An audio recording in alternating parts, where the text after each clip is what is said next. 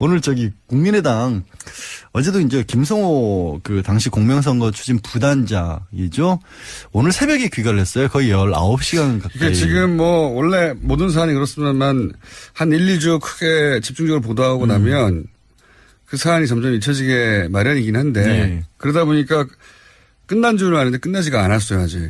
끝나지 않은 정도가 아니라 이제 겨우 시작이었죠. 검찰의 본격적인 수사는. 사실은 그렇습니다. 그런데 아무래도 이제 국민들이 느끼는 감정이나 이런 부분에 있어서는 이준서 전 최고위원이 구속이 되면서 거의 정점이 달했던 것 같고 그 이후에는 어떻게 돼가고 있나 많은 또 그 이후에 또 조금 전까지 저희도 이제 문건 얘기했다시피 큰 사건들이 계속 나오니까 좀 관심사에서 멀어졌는데. 네, 방산비리 이런 거 나옵니다. 예, 어제 이제 김성호 지난 선거 당시에 공명선거 추진 부단장 거의 19시간가량 검찰에 출두해서 조사를 받았어요.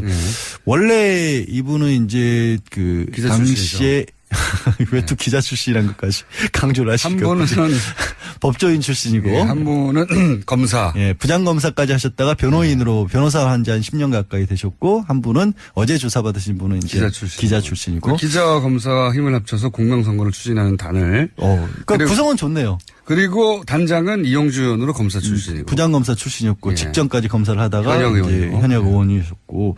근데 거의 19시간 마지막 2시간 가량은 본인의 이제 조서를 이제 살펴보는 대로 썼다라고 하지만 어제 들어가기 전에 기자들을 만나서 한 얘기는 우리는 검증을 소홀히 하지 않았다. 이분이 받고 있는 혐의는 이런 겁니다. 이제 정리를 쭉 하면 이유미 씨 같은 경우에는 증거물을 만들어냈고 녹취 파일하고 그거를 단독 범행이라고 계속하고 있고. 그거는 단독 범행이에요. 그러니까 검찰에서도 그것까지 공모했다고 보지는 않습니다.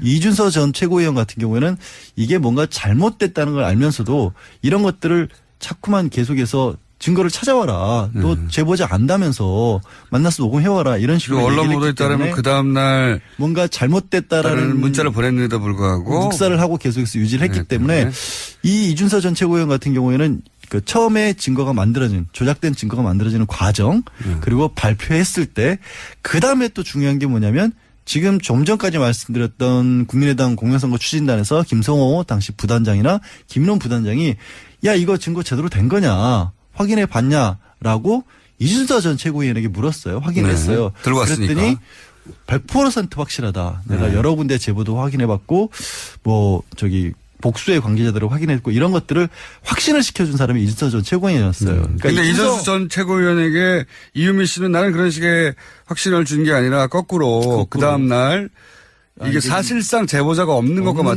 마찬가지다라고 하는 문자도 보냈다고 하니까. 그러니까 이준서 전 최고위원까지는 거의 이제 유죄를 피해가기가 어렵다고 봐야겠죠. 그런 상황이고요. 근데 그럼 김성호 부단장은 왜 조사를 받았냐.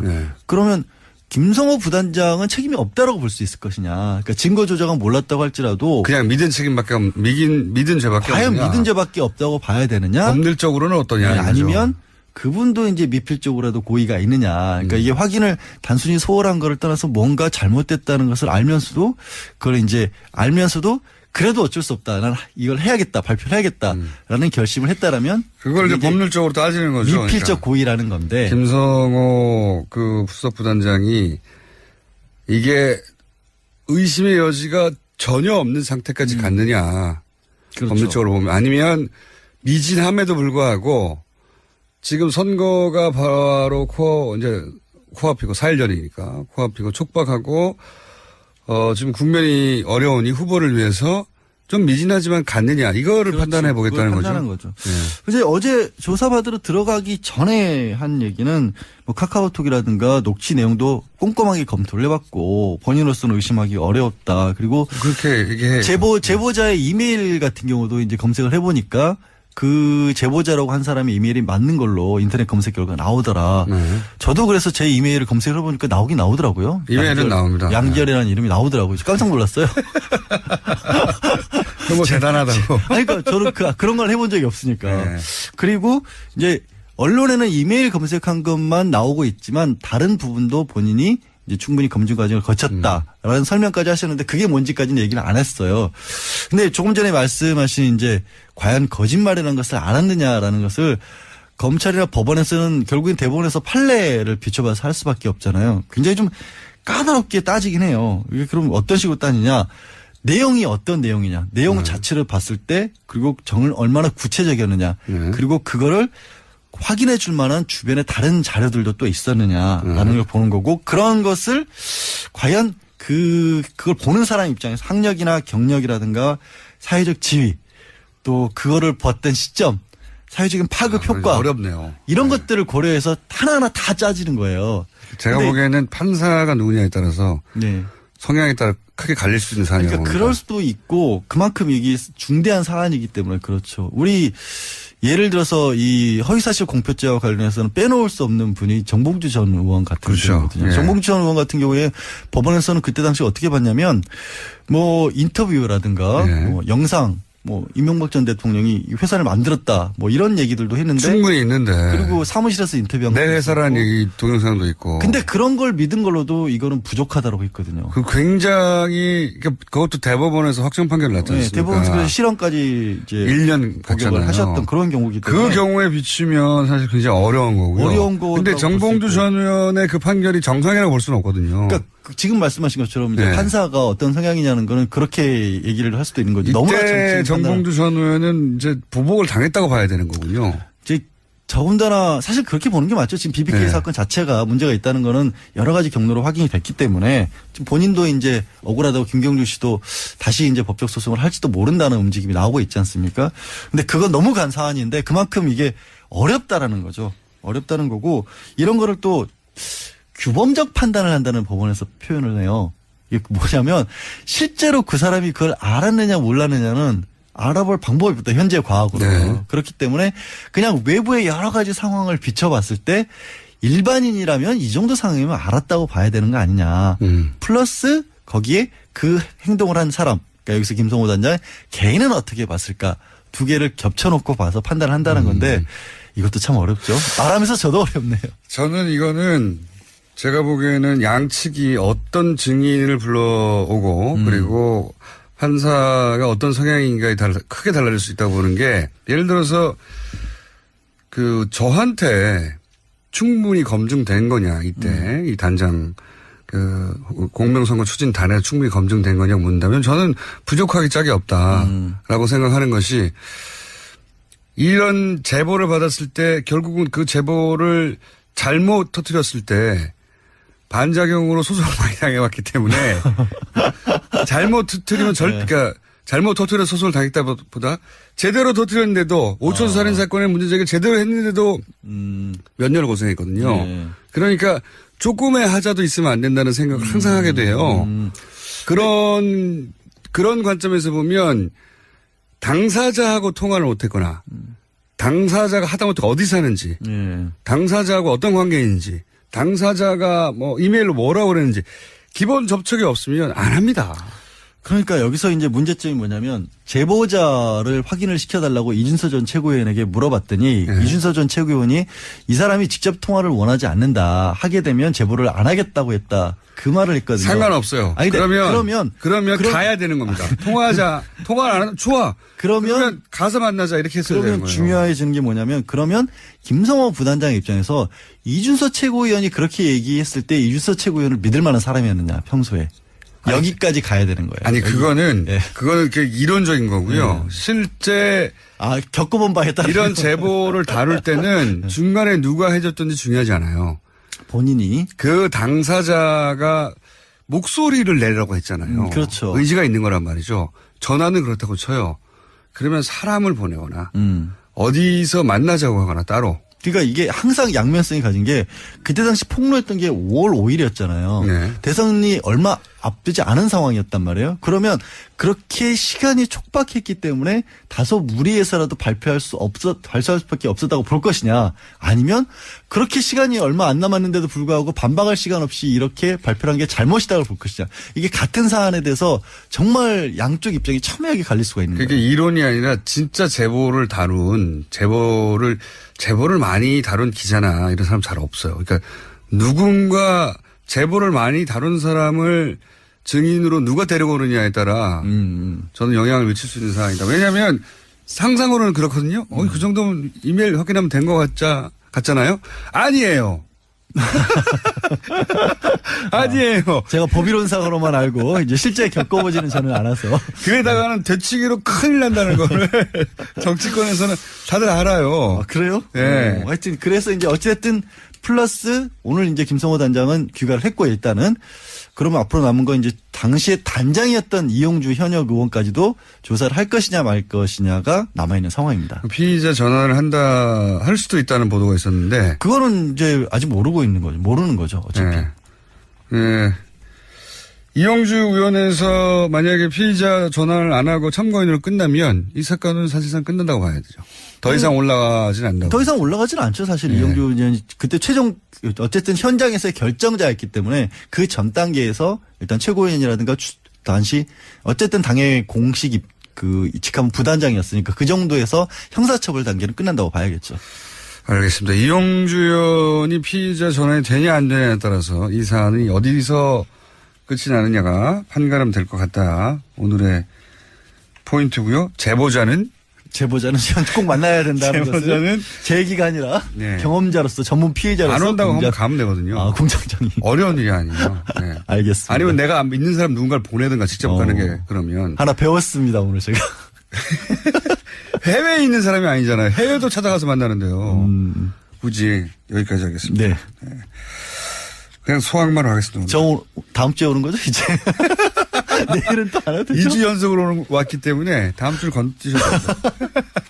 양지일 변호사였습니다. 감사합니다. 네, 고맙습니다. 아. 예, 부장검사까지 하셨다가 변호인으로 변호사 한 지 한 10년 가까이 되셨고, 한 분은 어제 조사받으신 분은 이제 기자 출신이고. 기자와 검사와 힘을 합쳐서 공명선거를 추진하는 단을. 그러니까 구성은 좋네요. 그리고 단장은 이용주 의원으로 검사 출신이고. 부장검사 출신이었고, 예. 직전까지 검사를 하다가 현역 의원이셨고.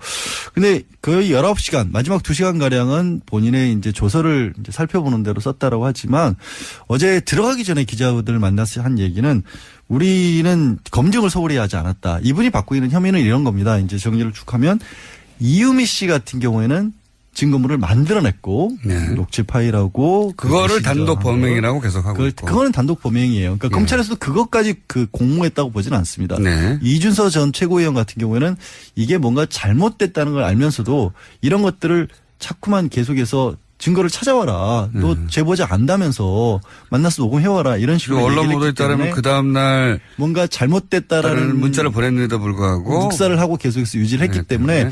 이 이준서 전 최고위원 같은 경우에는 이절이라는 이름이 나오더라고요. 깜짝 놀랐어요.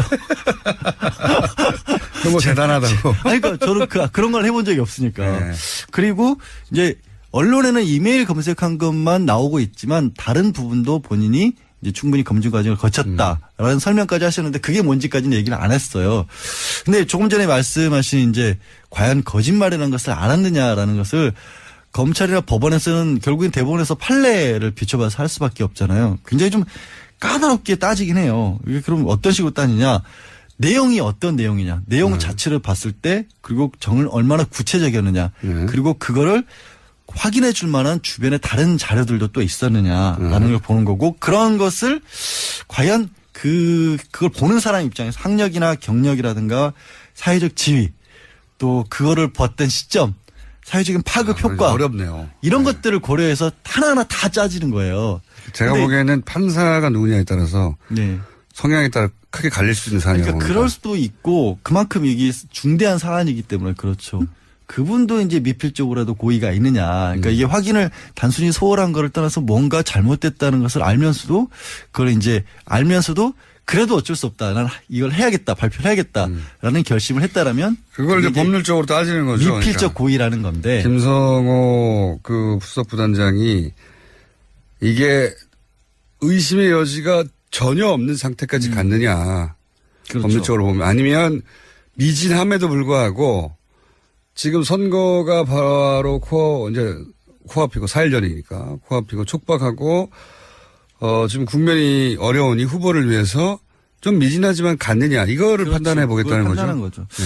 이제 어제 조사받으러 들어가기 전에 한 얘기는 뭐 카카오톡이라든가 녹취 내용도 꼼꼼하게 검토를 해봤고 본인으로서는 의심하기 어렵다. 그리고 그렇게 얘기해. 제보자의 이메일 같은 경우도 이제 검색을 해보니까 그 제보자라고 한 사람의 이메일이 맞는 걸로 인터넷 검색 결과가 나오더라. 저도 그래서 제 이메일을 검색을 해보니까 나오긴 나오더라고요. 이메일은 나옵니다. 오늘 국민의당 어제도 이제 김성호 그 당시 공명선거 추진 부단장이죠.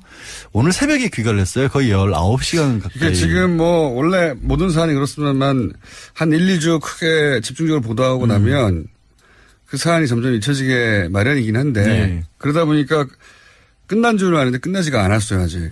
끝나지 않은 정도가 아니라 이제 겨우 시작이었죠. 검찰의 본격적인 수사는. 사실은 그렇습니다. 그런데 아무래도 이제 국민들이 느끼는 감정이나 이런 부분에 있어서는 이준서 전 최고위원이 구속이 되면서 거의 정점이 달했던 것 같고 그 이후에는 어떻게 돼가고 있나 많은 또 그 이후에 또 뭐 조금 전까지 저희도 이제 문건 얘기했다시피 큰 사건들이 계속 나오니까 좀 관심사에서 멀어졌는데. 네, 방산비리 이런 거 나옵니다. 예, 어제 이제 김성호 지난 선거 당시에 그 공명선거 추진 부단장 이 거의 19시간가량 검찰에 출두해서 조사를 받았어요.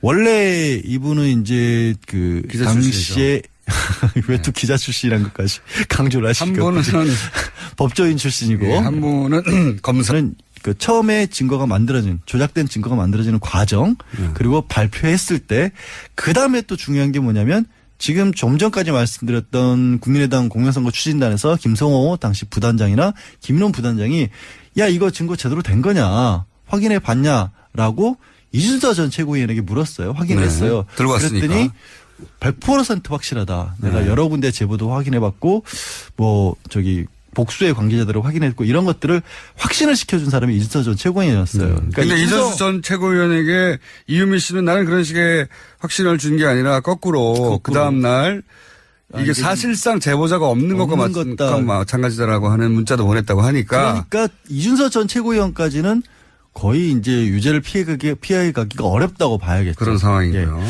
근데 그럼 어제 그럼 김성호 부단장은 왜 조사를 받았냐? 네. 그러면 김성호 부단장은 책임이 없다라고 볼 수 있을 것이냐. 그러니까 증거 조작은 몰랐다고 할지라도 그냥 믿은 책임밖에 믿은 죄밖에 과연 없느냐. 믿은 죄밖에 없다고 봐야 되느냐? 법률적으로는 어떠냐. 아니면